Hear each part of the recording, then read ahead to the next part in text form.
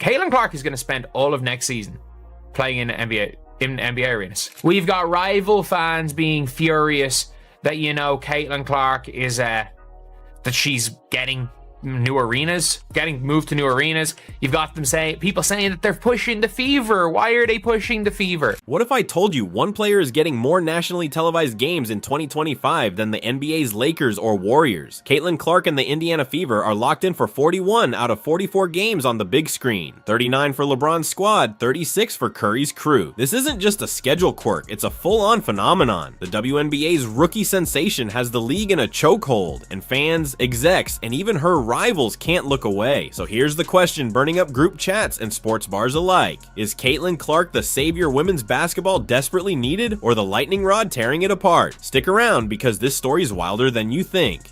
One thing is very clear. The Indiana Fever is America's team. And boy, the haters by the time this season is over, their heads are going to have exploded already. They're going to be so angry by the end of this WNBA season. I mean, it's going to be hilarious watching the daily meltdown. Now just take a beat and soak this in.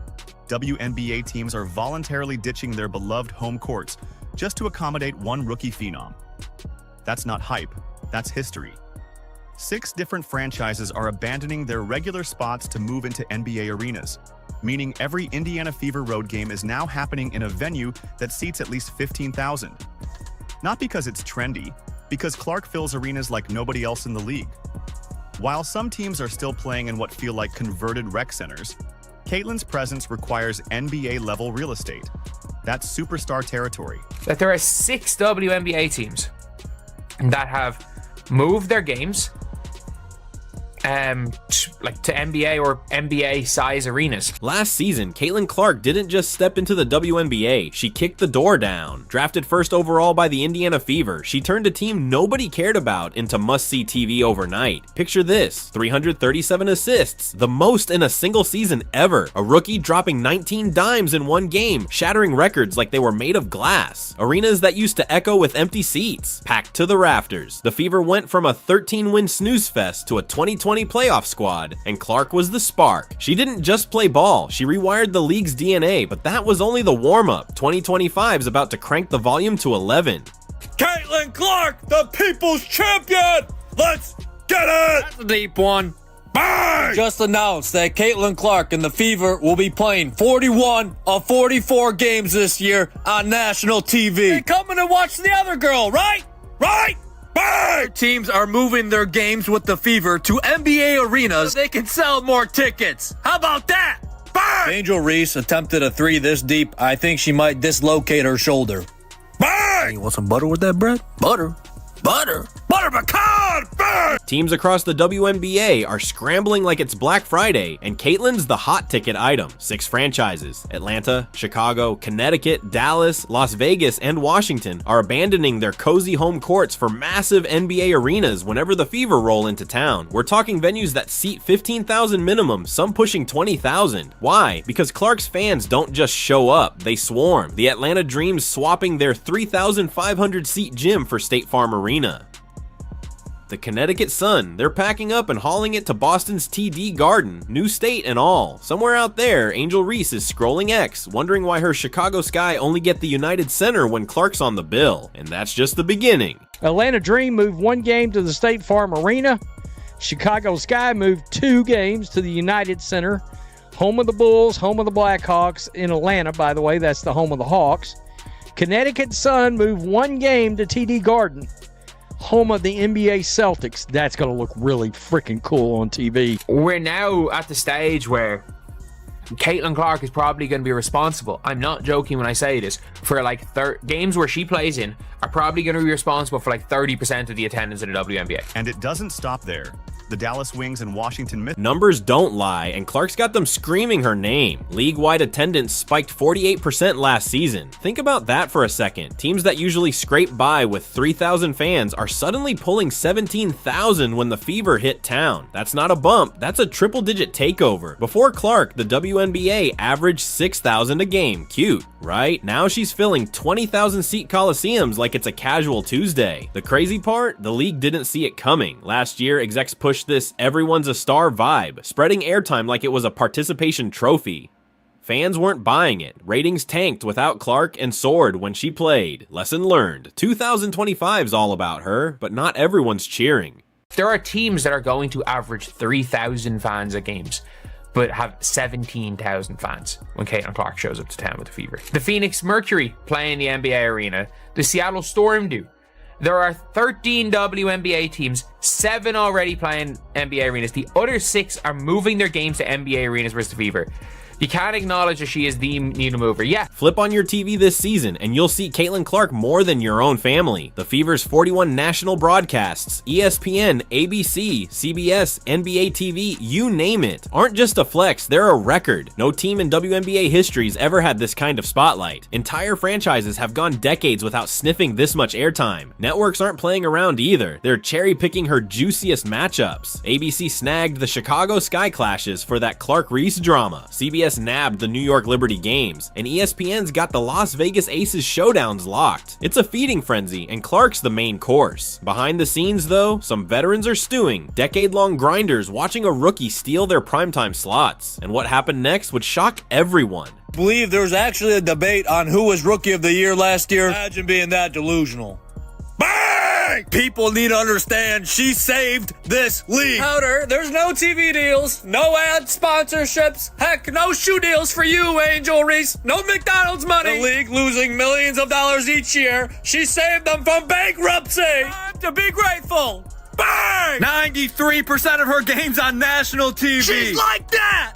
Bang! Let's talk arena glow-ups, because this is next level. The Chicago Sky, who hyped Angel Reese like she was the second coming, are begging for United Center dates. 2 of them when Clark's Fever visit. Not for Reese, mind you. She's still slumming it in smaller digs otherwise. The Las Vegas Aces, dripping with titles and swagger, are shifting to T-Mobile Arena to brace for the Clark invasion. Connecticut Sun don't even have an NBA spot nearby, so they're road tripping to Boston's TD Garden. New zip code just for her. Rumor has it Reese's camp is fuming, watching her face of the league crown slip away while Clark's treated like royalty. These aren't upgrades, they're surrenders to the Caitlin quake. But that wasn't the whole story. Now we've got some more information on the games and some perspective. Here we are. Indiana Fever put this out, man, just a few minutes ago. All eyes on us. 41 of our 44 games are on national television. But the real madness starts when you turn on the TV. Caitlin Clark has locked in 41 nationally televised games this season. That's not just more airtime than any player. It's more than entire franchises have had in years. We're talking ESPN, ABC, CBS, NBA TV. Every network wants a bite of the Clark buffet. It's a broadcast feeding frenzy, and nobody's showing up for leftovers. The most television games in franchise history, the most national television games in for a single team in WNBA history.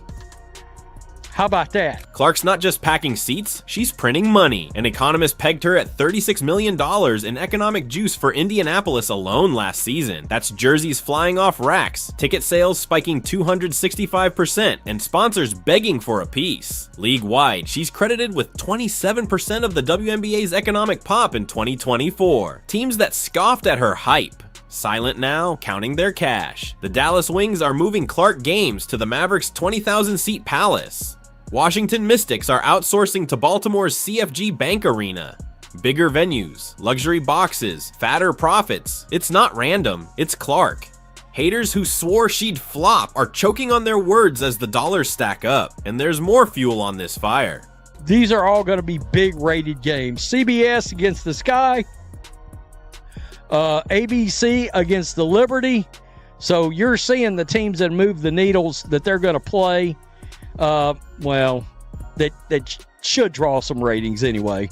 I'm not going to say these other teams move the needle because they really don't. We're bringing more and more fans to this league, people that have maybe never watched the WNBA before, and it kind of takes your breath away at points. Like, the WNBA needs to do everything they can to promote Caitlin Clark.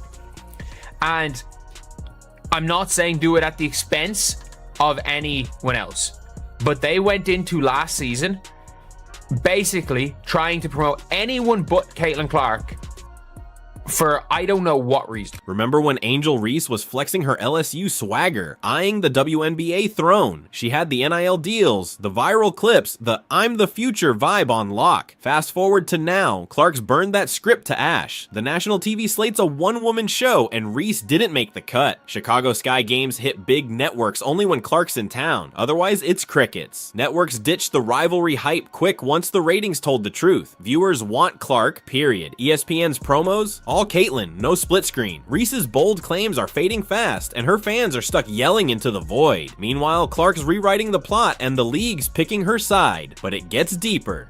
Basically tried to do it to promote anyone but Caitlin Clark. And that made no sense. Because for the long-term growth of the league, you can't just promote one player.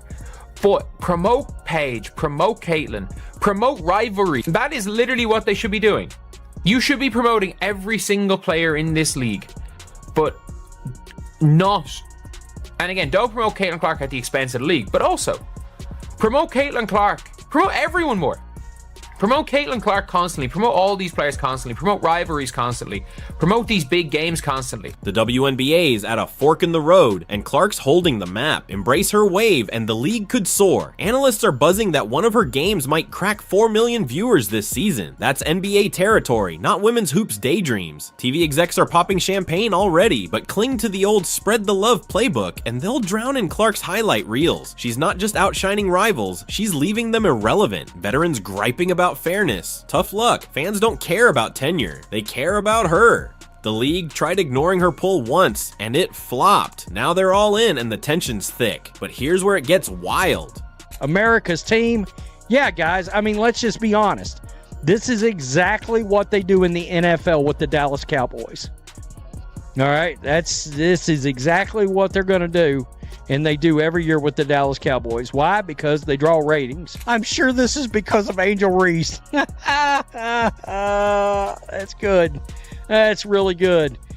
Seriously, no, not at all. The Caitlin Clark effect is real. Zoom out, and Caitlin Clark's not just a player, she's a legacy in the making. They're calling her the Tiger Woods of the WNBA, and it's not hype. Woods dragged golf out of obscurity. Clark's doing it for women's ball. Non-fans are glued to fever tip-offs, crashing ticket sites, and turning the league into a cultural juggernaut. She's not one of many, she's the blueprint. Bigger deals, higher salaries, front page buzz, it's all riding on her. This sophomore season, expect records to shatter, arenas to burst, and the WNBA to morph into something unrecognizable. She's not waiting for the future, she's building it, and the league's either hopping on or getting left behind. How many of these games, guys, one of these games is going to hit 3 million viewers this year. All right, I don't know which one. I assume you can look at the Sky and look at the Aces, those two games, and think those are the games that could, in theory, break 3 million, maybe more than that. The All-Star game, of course, did a massive rating. What is it going to end up doing this year? So it's all going to be very interesting. The fact that every single team that is not playing in an NBA arena has for Caitlin Clark, it genuinely just shows that the Caitlin Clark boom is not ending. I thought that we saw between 2023 and 2024 in terms of college ball. Until the tournament, there was hype for Caitlin Clark as she was breaking the records, but it wasn't like it was this same hype as it was during the tournament. Whereas now, it's looking like the freaking hype is gonna last as long. Like the hype coming into the start of next season is greater than the hype starting her college year. So here we are. Caitlin Clark's turned the WNBA into her personal stage. Arenas bending over backwards, 41 games on national TV, and a money trail that'd make Wall Street blush. She's not just the rookie phenom anymore, she's the queen rewriting the rules. But here's the kicker. As she climbs, the old guard's grumbling louder, and rivals like Reese are fading into the shadows. Is this Clark's empire to rule, or will the league's veterans claw back the spotlight? Drop your thoughts below, hit that like button, and subscribe. We're just getting started.